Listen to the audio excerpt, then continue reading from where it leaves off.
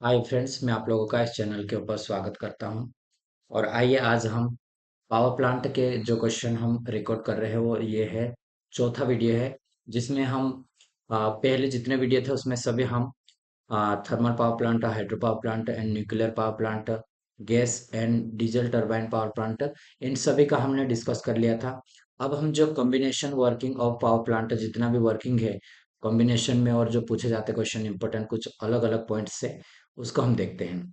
ठीक है, तो आइए स्टार्ट करते हैं। फर्स्ट क्वेश्चन हमारे पास है, इसमें क्या एक जनरेटिंग स्टेशन है, इसमें 50 मेगावाट भार संयोजित तथा अधिकतम मांग इसमें 250 मेगावाट है। इकाई द्वारा 10,000 प्रति सप्ताह शक्ति उत्पादित होती है। तो औसत मांग की गणना करना है। ठीक है, इसमें औसत मांग हमें देखना है, तो औसत मांग कितनी है हमारी वो देखेंगे। एक क्या है, जनरेटिंग स्टेशन का लोड कितना है, 5,500 मेगावाट है ना, मैक्सिमम मांग है। और हमारे पास 250 मेगावाट है। और औसत मांग अगर हम निकालते हैं तो इसमें क्या रहेगी, एक सप्ताह में कितने हम उत्पादित कर रहे हैं कि 10,000 प्रति सप्ताह में हम उत्पादित कर रहे हैं। तो औसत कितनी रहेगी हमारी, तो यह हो जाएगी हमारी, देखो इसमें कर लेंगे हम, तो 10,000 बट्टे हो जाएगी औसत बट्टे 24 गुणित 7। एक दिन में कितने निकल रहे, 7 दिन में वो हम निकाल लेंगे मांग। तो इसको हम काटेंगे तो हमारे पास आ जाएगा 59.52 आएगा। कितना, 59.52 हमारे पास किलोवाट आएगी। 59.52 इसको काटना, ये इसी से होगा है। ठीक है, तो इसको ध्यान देना आप। टोटल, अब नेक्स्ट क्वेश्चन देखते हैं। The load factor for a system और a plant is defined as dash dash for a certain period of time. एक प्रणाली या एक संयंत्र का भार गुणांक एक निर्धारित समय में परिभाषित है। एक निर्धारित समय में परिभाषित है। इसमें क्या बोला है, एक प्रणाली का, ठीक है, लोड फैक्टर हमें निकालना है। इसमें प्लांट इज डिफाइंड एट एक सर्टेन पीरियड, एक पीरियड में दिया है। तो क्या है रहेगा, ये औसत भार से पीक भार का अनुपात रहता है। ठीक है, किसका, डी वाला राइट आंसर रहेगा ये। औसत भार का पीक भार का अनुपात रहता है। जो प्लांट का लोड फैक्टर रहेगा, जो एवरेज वैल्यू रहेगा, ठीक है, एवरेज लोड रहेगा हमारा, उसका पीक वैल्यू रहेगा एवरेज। ठीक है, एवरेज वैल्यू जो हमारे पास है बटे में पीक वैल्यू रहेगा, पीक वैल्यू। ठीक है, तो ये ध्यान देना हमें, औसत वैल्यू बटे पीक वैल्यू हमारे पास राइट ऑप्शन रहेगा। नेक्स्ट क्वेश्चन है, a generating station has a connected load of 500 megawatt and maximum demand 215 megawatt. The unit generated beginning 10,000 per week. Calculate the demand factor. इसमें क्या निकालना है हमें, डिमांड फैक्टर हमें निकालना है। ठीक है, तो इसमें डिमांड फैक्टर के लिए क्या है, मांग फैक्टर जो रहेगा हमारे पास, मैक्सिमम मांग डिमांड रहेगा, मैक्सिमम डिमांड रहेगा हमारे पास, है ना। मैक्सिमम डिमांड कितना है हमारे पास, ये ऊपर आ जाएगा। मैक्सिमम डिमांड करेंगे हम, तो मैक्सिमम डिमांड हमारे पास 250 बटे में जो कनेक्टेड लोड है। तो कनेक्टेड लोड कितनी है यहाँ पे, यहाँ पे देखो कनेक्टेड लोड हमें बता रहा है, कनेक्टेड लोड इज 500 मेगावाट। तो बटे में हम करेंगे 500 मेगावाट। ठीक है, इसको हम काट लेंगे तो कितना आ जाएगा, 1/2 आएगा, जो कि पॉइंट में 0.5 आ जाएगा। ठीक है, तो राइट आंसर हमारा डी वाला राइट आंसर होगा। अब इस फार्मूले को याद रखना। ठीक है, मांग फैक्टर इज इक्वल टू में अधिकतम मांग बटे में कनेक्टेड लोड रहेगा।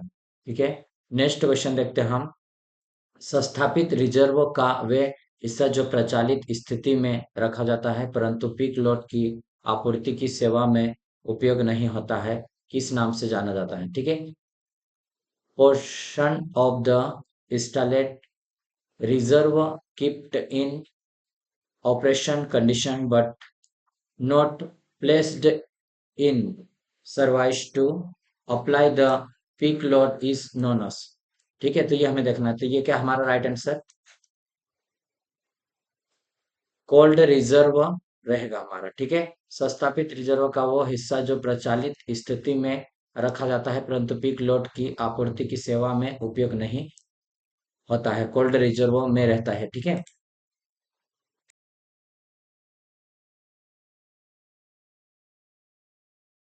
ये हमारा हो जाएगा कोल्ड रिजर्व के नाम से जाना जाता है। ठीक है, अब नेक्स्ट क्वेश्चन को हम देखते हैं। इसमें नेक्स्ट क्वेश्चन देखेंगे हम इसमें।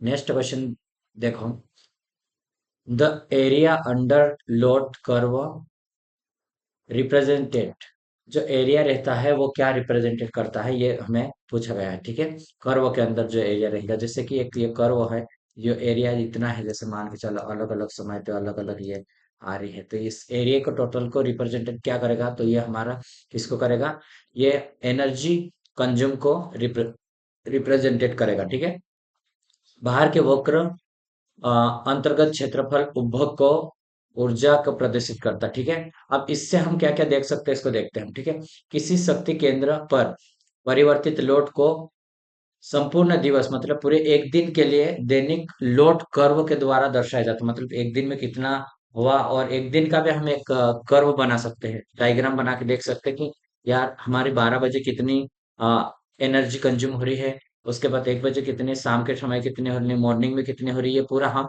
उसको एक कर्व में देख सकते हैं कि किस टाइम पे, पर्टिकुलर टाइम पे कितना हमारा कंजम्पशन हो रहा है। ठीक है, कितना लोड है ये हम देख पाते हैं। ठीक है, लोड कर्व के नीचे के क्षेत्र के द्वारा संपूर्ण दिवस में उत्पादित ऊर्जा की यूनिट को ज्ञात किया जा सकता है। लोड कर्व के नीचे के क्षेत्रफल को घंटों की कुल संख्या से विभाजित करके केंद्र पर औसत भार की गणना की जा सकती है। ठीक है, औसत भार निकालने के लिए हम करेंगे किलोवाट घंटा में लोड कर्व के नीचे का क्षेत्र जितना रहेगा, और 24 घंटे से हम उसको एक दिन का निकाल रहे तो 24 घंटे से। ठीक है, तो ये हमारे पास जैसे ये कर्व है, ये पूरा के पूरा हमारे पास एक ये दिया है। ठीक है, हम अलग अलग इसमें घंटों में बांट दिया इसको। ठीक है, 3 घंटे का अंतराल में इसको डाला है, देखो 3, 6, 9 एंड 12, फिर 3 बजे, 6 बजे, फिर ये आगे आ गए। ठीक है, इसी प्रकार देखो, यहाँ मैक्सिमम यानी कि ये लोड कर्व, यहाँ अगर इतना है तो यहाँ तक औसत लोड में रहेगा, और कम लोड है तो ये न्यूनतम है। और ये बेस, बेस मतलब सेम की सेम, अगर यहाँ पे ऐसा चेंजेस नहीं होगा तो ये हमारे पास इतने रहेंगे। ठीक है, बेस लोड के लिए। तो ये हमारे पास एक और इसमें पॉइंट दो और देख लेते हैं। लोड कर्व के द्वारा उत्पादित इकाई की निर्धारित क्षमता, रेट कैपेसिटी रेटेड कैपेसिटी तथा इनकी संख्या को निर्धारित किया जाता है।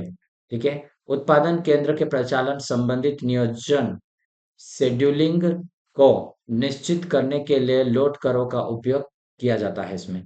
ठीक है, नेक्स्ट क्वेश्चन है, the primary reason ration for low power factor is owing to installation of, इसमें दिया है संयंत्र को वार्षिक अवक्षय खालिस्तान के संबंध में संयंत्र को ऊर्जा अर्जन क्षमता के समानुपाती होता है। ठीक है, तो ये हमारा रहेगा इंडक्शन मोटर के, किसके, इंडक्शन मोटर के समानुपाती ये हमारा रहेगा किसमें, संयंत्र वार्षिक 6। तो इसमें देखो संयंत्र के स्थान में निगत जो शक्ति गुणांक का प्राथमिक कारण क्या है, प्रेरण मोटर है। और आजकल औद्योगिक क्षेत्रों में सबसे अधिक मात्रा में प्रेरण मोटर का ही यूज किया जाता है। प्रेरण मोटर का शक्ति गुणांक निम्न होता है, इसलिए यह मोटर सस्ता मूल्य को बढ़ा देगा। क्यों, क्योंकि जब हमारे पास पावर फैक्टर कम है तो हमारे पास क्या है कि एक्स्ट्रा एनर्जी जो खर्च होगी, जो हम यूज नहीं कर रहे हो, और इसके कारण हमारे बिजली का बिल अधिक आएगा। ठीक है, तो ये रहेगा। नेक्स्ट क्वेश्चन है, the annual load duration curve of power supply system में be considered a straight line for 40 megawatt दिया है to 8 megawatt, the load factor of the system is. ठीक है, तो ये हम देखते हैं इसमें, एक शक्ति आपूर्ति की वार्षिक भार कितना हमें दिया है, 40 है, और मेगावाट में से 8 मेगावाट तक सीधी रेखा में माना जाता है। तो प्रणाली का लोड फैक्टर ज्ञात करना है। तो एवरेज लोड हम उससे पहले निकालेंगे, एवरेज लोड उसके बाद मैक्सिमम डिमांड देखेंगे हम। मैक्सिमम डिमांड हमारे पास कितना है, 40 है, और एवरेज लोड उससे पहले हम निकालना पड़ेगा एवरेज। जैसे कि बेस तो हमारे पास कितना 8 मेगावाट है ये कर्व के अकॉर्डिंग, और यहाँ से ये जो मैक्सिमम है लोडिंग इन मेगावाट में, तो ये 40 है। ठीक है, हाईएस्ट लोड हमारे पास। तो एवरेज लोड निकालेंगे हम। एवरेज लोड निकालने के लिए क्या करेंगे हम, जो पार्टिकुलर टाइम के अकॉर्डिंग हम इसको निकालेंगे, एक बटे area of A B C. ठीक है, area of A B C, तो ए बी एंड सी, इसका निकालना है सबसे पहले हमें एरिया। ठीक है, तो 1/2 आधा करेंगे हम, क्योंकि एबीसी पूरा निकालेंगे, 32 गुणित 24 हो जाएगा। ठीक है, 32 क्यों, क्योंकि ये 40 में से हम 8 को माइनस करेंगे तो ये 32, ऊपर वाला ये 32 आया हमारे पास। ठीक है, और इधर वाला है 24 आवर में। ठीक है, प्लस हमने करा, ये वाला एरिया ऐड करेंगे हम इसको। ठीक है, ये वाला एरिया 8 गुणित 24 हो जाएगा ये। ठीक है, टोटल हम कर लिए। तो उसके बाद हम इसको करेंगे और 24 से हम इसको भाग देंगे, तो हमारे पास एवरेज लोड आ जाएगा, जितना लोड हमारे पास एवरेज हुआ। ठीक है, तो इसको 2 से हम काटेंगे तो ये 16 आ गया। ठीक है, 16 गुणित 24 प्लस 8 गुणित 24 है, और इससे ये हमारे पास रहेगा। ठीक है, तो आप देखो 24 को कॉमन निकालते हो, 24 से 24 ही कट जाएगा, कटेगा। ठीक है, 24 से 24 को जैसे कि हम, इधर मैंने 24 लिखा और 16 + 8 कर सकता हूँ, तो ये बटे में 24 करा, तो 24 से 24 काटा, और ये इसको प्लस करेंगे, अब 16 और 8 कितना हो जाएगा, 24। 24 मेगावाट हमारे पास एवरेज लोड आ रहा है। ठीक है, एवरेज लोड हमारे पास 24, और मैक्सिमम डिमांड इतना है हमारे पास, कितना, 40 मेगावाट है। अब लोड फैक्टर निकालने के लिए क्या फार्मूला था लोड फैक्टर के लिए, एवरेज लोड बटे मैक्सिमम डिमांड। एवरेज लोड हमने निकाला, इसमें कितना है, 24, तो ये हमने मान रखा है इसमें। एंड मैक्सिमम डिमांड कितना है हमारे पास, 40 है। ठीक है, मैक्सिमम डिमांड 40 है, इसको काटेंगे हम तो डिमांड फैक्टर हमारा 0.6 आ जाएगा।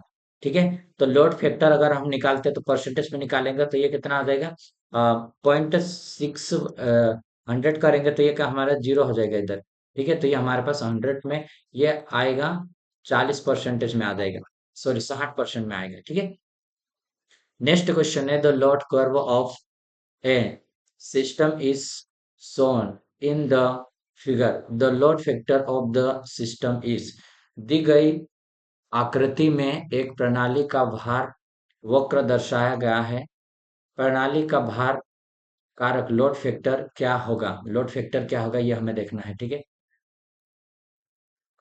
इसमें भी लोड फैक्टर हमें निकालना है, तो सबसे पहले क्या करेंगे हम, इसके जो हमें मान, सबसे पहले हम निकाल लेंगे इसका, क्या निकालेंगे, लोड फैक्टर निकालना है। इसमें क्या निकाले थे हम, इसमें भी लोड फैक्टर निकाले थे।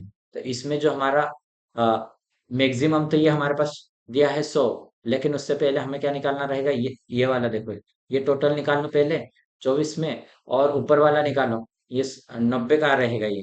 ठीक है, तो ये भी हमारे पास आ जाएगा। इस तरह से आप, मतलब चलो मैं इसको डेरिवेशन इसी में बता देता हूँ। ठीक है, जैसे ये वाला देखो, एरिया ऑफ एवरेज लोड निकालो, एवरेज लोड निकालने के जैसे मैंने 100 गुणित 1000 बटे 1/2 गुणित हमने 90 करा। ठीक है, और इधर हम कर लेंगे 7760 प्लस ये हम इधर वाले जो निकालेंगे इधर। ठीक है, और बटे में हमने ये कर लिया। ठीक है, अब हमारे पास एवरेज लोड आने के बाद, ये एवरेज लोड हमारे पास निकल के आएगा। उसके बाद मैक्सिमम लोड तो हमारे पास 100 है। अब लोड फैक्टर निकालने के लिए हमने क्या करा, एवरेज लोड बटे मैक्सिमम, एवरेज लोड बटे मैक्सिमम डिमांड हमने रखा। ठीक है, तो ये हमारे पास ये आ जाएगा। ठीक है, नेक्स्ट क्वेश्चन देखो, the load factor for domestic loads में बी टेकन अस, घरेलू लोड के लिए लोड घटक खालिस्तान लिया जाता है, खालिस्तान लिया जाता है, तो ये हमारे पास क्या रहेगा, तो ये रहेगा हमारे पास 10 से 20% तक रहता है घरेलू लोड के लिए। लोड घटक का मान 10 से 15% तक होता है, लोड घटक का मान। ठीक है, 10 से 15% औसत लोड बटे अधिकतम भार। तो लोड भार का मान संयोजित भार से कम होता है, संयोजित भार से कम होता है, इसलिए लोड घटक का मान 1% होता है, एक से कम रहेगा। ठीक है, लोड घटक का मान एक से कम रहता है। आयोग का इसको उत्तर क्या माना है, इसने बी माना है, लेकिन ये एक डेरिवेशन के अकॉर्डिंग ये हमारे पास रहेगा। ठीक है, तो ये ध्यान देना आप।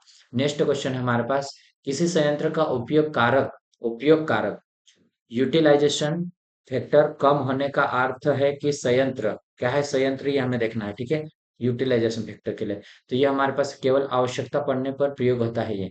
ठीक है, यूटिलाइजेशन फैक्टर आवश्यकता पड़ने पर क्या है, किसी संयंत्र का उपयोग कारक कम होने का अर्थ है कि संयंत्र आवश्यकता पड़ने पर इसका यूज करेंगे हम, ठीक है। उपयोग कारक मैक्सिमम डिमांड बटे रेटेड कैपेसिटी होता है। यूटिलाइजेशन फैक्टर की अगर हम फार्मूला देखते हैं तो ये हमारे पास यूटिलाइजेशन फैक्टर का फार्मूला होगा। देखिए यूटिलाइजेशन फैक्टर को क्या बोलेंगे, उपयोगी कारक, उपयोग कारक। मैक्सिमम डिमांड मतलब अधिकतम मांग और रेटेड कैपेसिटी, ठीक है। इसका मान इकाई से कम होता है, इसका मान भी इकाई से कम होगा। और संयंत्र की रेटेड कैपेसिटी भार संयोजित भार से थोड़ा अधिक होता है, संयोजित भार से थोड़ा अधिक होता है, ठीक है। नेक्स्ट क्वेश्चन है, कौन सा कारक विविधता कारक के ज्ञान द्वारा निर्धारित किया जा सकता है, ज्ञान द्वारा निर्धारित किया जा सकता है, ठीक है। तो ये हमारे पास रहेगा कौन सा कारक निर्धारित किया जा सकता, तो ये हम बोल सकते हैं इसमें संयंत्र क्षमता का, ठीक है। विविध कारक के ज्ञान से हम संयंत्र की क्षमता को निर्धारित कर सकते हैं, ठीक है। डाइवर्सिटी फैक्टर बोलते हैं जिसको हम, ठीक है। प्लांट कैपेसिटी बराबर होता है मैक्सिमम लोड बटे सॉरी पीक लोड बटे मैक्सिमम प्लांट रेटिंग और लोड फैक्टर रहेगा ये। तो ये है प्लांट कैपेसिटी के लिए, ये भी इंपॉर्टेंट है, इसको भी आप याद रखना, ठीक है। नेक्स्ट हम देखते हैं इसमें, ये हमारा हो गया ना। इसमें कुछ और देखो, इसमें ये दिया है डाइवर्सिटी फैक्टर के बारे में। यदि सिस्टम में रिजर्व क्षमता ना हो तो पीक लोड और मैक्सिमम प्लांट रेटिंग बराबर हो जाएगा, तथा इस अवस्था में प्लांट का मान लोड फैक्टर के बराबर रहेगा, ठीक है। डाइवर्सिटी फैक्टर अलग अलग लोड की मैक्सिमम डिमांड का योग होता है ये, तथा पूरे सिस्टम में मैक्सिमम डिमांड का रेशियो होता है ये। तो ये हमारे पास रहेगा इंडिविजुअल मैक्सिमम डिमांड, ये हमारे पास है, और सिस्टम की मैक्सिमम डिमांड है। डाइवर्सिटी फैक्टर का मान हमेशा एक से अधिक होता है। Which of the following is not a operating cost, निम्नलिखित में से कौन प्रचालन लागत नहीं है, प्रचालन लागत कौन सी नहीं है। तो ये हमारे पास हो जाएगा प्रचालन स्टाफ का वेतन, जो प्रचालन लागत नहीं है, ठीक है। देखो अब हमारे पास क्या आता है, विद्युत जो जनरेट करने में कौन कौन सी कास्ट लगती है, फिक्स कास्ट रहती है, सेमी फिक्स कास्ट रहते हैं, एंड रोलिंग कास्ट रहती है। तो तीनों कास्ट में से कौन सी किस में आती है वो देखते हैं हम। स्थिर मूल्य वह मूल्य है जो अधिकतम मांग तथा उत्पादित ऊर्जा की यूनिट किलोवाट आवर पर निर्भर नहीं करती। स्थिर मूल्य का कारण उत्पादन एवं शेष विद्युत प्रणाली की केंद्रीकृत संस्थापना पर किया गया व्यय, उच्चाधिकारियों के वेतन इत्यादि के व्यय पर आने वाला ब्याज है, ठीक है। जितना भी उच्चाधिकारी पे ये फिक्स में आता है, ठीक है। फिक्स में उच्चाधिकारियों और वेतन इत्यादि में जो खर्च होता है वो। और semi fixed cost, semi fixed cost उसमें अर्ध स्थिर मूल्य वह मूल्य लागत है जो अधिकतम मांग के ऊपर निर्भर करता है, किसके, अधिकतम मांग के ऊपर निर्भर करता है, तथा इसका उत्पादित ऊर्जा यूनिटों से कोई संबंध नहीं होता है। इसके अंतर्गत भवन एवं संयंत्र में पूंजी नियोजन पर कर, प्रबंधक तथा कर्मचारियों के वेतन की मदों मदों में हुए व्यय पद वार्षिक ब्याज की गणना के द्वारा किया जाता है, वार्षिक ब्याज की गणना के द्वारा। अर्ध स्थिर मूल्य एवं शक्ति उत्पादन केंद्र की अधिकतम मांग के समानुपाती होता है, अधिकतम मांग के ये समानुपाती रहता है। गतिमान मूल्य रनिंग कास्ट रहेगा ये। गतिमान चल मूल्य वह है जो केवल उत्पादित ऊर्जा यूनिटों पर निर्भर करता है। इसके अंतर्गत ईंधन की जो कास्ट आती है, इस नेह तेल और मरम्मत में जो खर्चा आता है वो, और प्रचालन में से संबंधित जो स्टाफ के वेतन इसमें आते हैं, ठीक है। नेक्स्ट क्वेश्चन हम देखेंगे, if a plant has a low utilization factor then the plant is, अगर किसी संयंत्र का कम उपयोगिता गुणांक है तो संयंत्र कैसा होगा, ये हमें देखना है, ठीक है। तो ये हमारे पास देखो, देखो इसमें क्या है, plant has low utilization factor then the plant is. तो ये हमारे पास देखते हैं हम, इसका राइट आंसर क्या हो सकता है इसका। देखो संयंत्र का कम अगर उपयोगी गुणांक की अवस्था में संयंत्र का उपयोग केवल स्टैंड बाय उद्देश्य के लिए किया जाता है। उपयोगिता गुणांक उत्पादित किलोवाट घंटा उत्पादित यूनिटों एवं संयंत्र क्षमता तथा संयंत्र के उपयोग के घंटों के गुणनफल के अनुपात के बराबर होता है। गुण इसमें ये रहेगा उपयोगिता गुणांक यानी संयंत्र संयंत्र की निर्गत ऊर्जा रहेगी और संयंत्र की क्षमता गुणित घंटा। ठीक है, ये यूटिलाइजेशन फैक्टर हमारे आ जाएगी। The area under a load curve gives, क्या है, एक लोड कर्व के तहत क्षेत्र देता है। तो ये क्या देता है हमें, ऊर्जा खपत को देता है। जैसे हम पिछला क्वेश्चन भी देखे थे, इसी के अकॉर्डिंग एनर्जी कंजम्पशन को देता है। लोड कर्व के द्वारा ऊर्जा खपत ज्ञात की जाती है और लोड कर्व शक्ति उत्पादन केंद्र पर समय के सापेक्ष लोड के परिवर्तन को दर्शाता है। ठीक है, समय के अनुसार जो लोड में परिवर्तन है उसे ये शो करेगा। लोड कर्व कहते हैं इसको। लोड कर्व समय के अनुसार तीन प्रकार के, जैसे कि दैनिक, मासिक एवं वार्षिक रहते हैं इसमें। ठीक है, ये लोड कर्व रहते हैं। लोड कर्व के महत्व क्या है, दिन के विभिन्न घंटों के दौरान विद्युत प्रणाली पर लोड की भिन्नता देखते हैं हम, अलग अलग जो लेती है उसको देखते हैं हम। ठीक है, लोड कर्व के तहत क्षेत्र एक दिन में उत्पन्न यूनिटों की संख्या प्रदर्शित करता है और इस वक्र की उच्चतम बिंदु दिन भर में बिजली स्टेशन पर अधिकतम मांग को दर्शाएगा। ये इस कर्व का क्षेत्र 24 घंटे से विभाजित करने पर दिन में बिजली स्टेशन पर औसत भार देता है। कितना औसत भार देता है, यह अपेक्षित उत्पादन इकाइयों की संख्या के चयन में मदद करता है। उत्पादन संख्या के चयन में यह मदद करता है। नेक्स्ट क्वेश्चन है, 100% भार गुणांक पर जनरेटिंग स्टेशन का स्थिर चार्ज 6 फेज पर किलोवाट आवर और 25% भार गुणांक पर चार्ज कितने पैसे पर किलोवाट में है। ठीक है, इसमें क्या बोल रहा है, इन ए जनरेटिंग स्टेशन फिक्स्ड चार्ज है 100% लोड फैक्टर इज 6 पैसे पर kilowatt hour with 25% load factor the charge is, ये हमें देखना है। ठीक है, लोड का चेंज हुआ है 100% पर कितना है, लोड फैक्टर पर 6 पैसे पर किलोवाट आवर है। ठीक है, एंड 25% लोड फैक्टर रहेगा तो हमारे पास ये कम हो जाएगा, 0.25 करेंगे इसको, हम भाग दे देंगे तो हमारे पास कितना आएगा, 2 जीरो से 2 जीरो इसको काटेंगे तो ये हमारे पास आ जाएगा 24 पैसे पर किलोवाट आवर में आएगा। ठीक है, नेक्स्ट क्वेश्चन हम देखते हैं इसको। Next question, the ratio of average load to the maximum during a given period, औसत लोड तथा अधिकतम भार का अनुपात किसी दिए गए समय में होता है। किसी दिए गए औसत लोड एंड अधिकतम भार का अनुपात किसी दिए गए समय में होता है। तो ये होता है किसमें रहेगा, हमारे पास लोड फैक्टर में रहेगा। ठीक है, लोड फैक्टर में हमारे पास आ जाएगा औसत लोड तथा अधिकतम लोड का अनुपात दिए गए समय में समय का भार गुणांक रहेगा। ठीक है, भार गुणांक का मान 1 से अधिक नहीं होता है और उत्पादन मूल्य कम करने के लिए संयंत्र का भार गुणांक तथा विविधता गुणांक दोनों उच्च होना चाहिए। ठीक है, किसमें diversity factor and load factor दोनों हाई होने चाहिए ताकि हमारा जो जनरेटिंग मूल्य है वो कम हो सके। ठीक है, नेक्स्ट क्वेश्चन है हमारे पास, the capacity factor of a plant is given bye.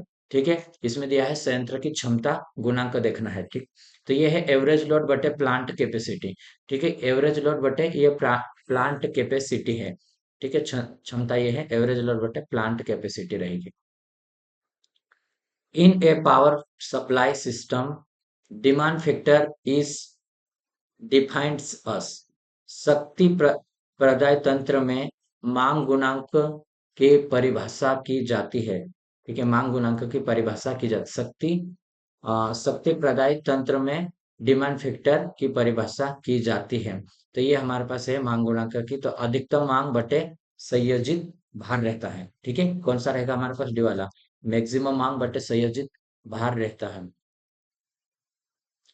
Next question है, in the constant of interconnected systems, which system is not correct? अंत संयोजित प्रणाली के संदर्भ में कौन सा कथन सही नहीं है, कौन सा कथन सही नहीं है।